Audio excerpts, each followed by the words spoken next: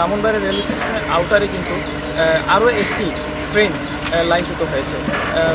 ঢাকা থেকে ছেড়ে আসা কক্সবাজার এক্সপ্রেস ট্রেনটি ব্রাহ্মণবাড়িয়া রেল স্টেশনে প্রবেশ পথেই কিন্তু এই পুনি আউটস্থ যে ব্রাহ্মণবাড়িয়া রেল স্টেশনের এলাকার যে পুনি আউট এলাকা রয়েছে সেই এলাকার আউটারেই কিন্তু এই কক্সবাজার এক্সপ্রেসের শেষ বগিটি লাইনচ্যুত হয়েছে।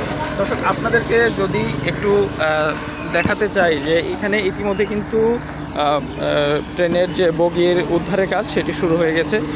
আপনাদেরকে জানিয়ে রাখি যে গত শুক্রবার রাতে এই একই স্থানে একটি মালবাহী কন্টেইনার ট্রেন কিন্তু লাইনচ্যুত হয়েছিল এবং সেটি উদ্ধার কাজের জন্য যে রিলিফ ট্রেন নিয়ে আসা হয়েছিল সেই রিলিফ ট্রেনের মাধ্যমেই কিন্তু তাৎক্ষণিক কক্সবাজার এক্সপ্রেসের যে শেষ বগিটি রয়েছে সেই বগিটি উদ্ধার করার কার্যক্রম শুরু হয়ে গেছে ইতিমধ্যে।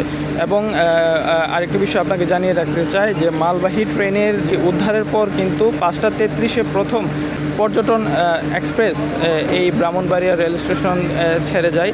তারপর ভুবন এক্সপ্রেস সহ এই ব্রাহ্মণবাড়িয়া রেল স্টেশন অতিক্রম করে।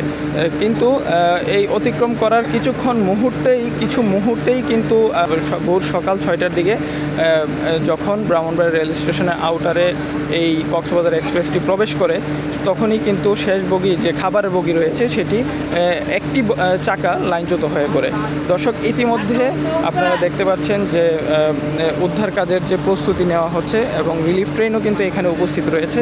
এবং আমরা এখানকার রেল স্টেশন মাস্টার জসিমউদ্দিনের সাথে কথা বলেছি, তিনি আমাদেরকে জানিয়েছেন যে খুব দ্রুতই এই ট্রেনটি উদ্ধার করা হবে এবং ইতিমধ্যে যে কক্সবাজার এক্সপ্রেসের যে ট্রেন রয়েছে সেটি শেষ বগিটি ছেড়ে দিয়ে এবং ট্রেনটি কক্সবাজারের উদ্দেশ্যে আবার যাত্রা শুরু করে দিয়েছে। দর্শক, এই ছিল ব্রাহ্মণবাড়িয়া রেল স্টেশনের আউটার থেকে ট্রেন দুর্ঘটনার সর্বশেষ খবর।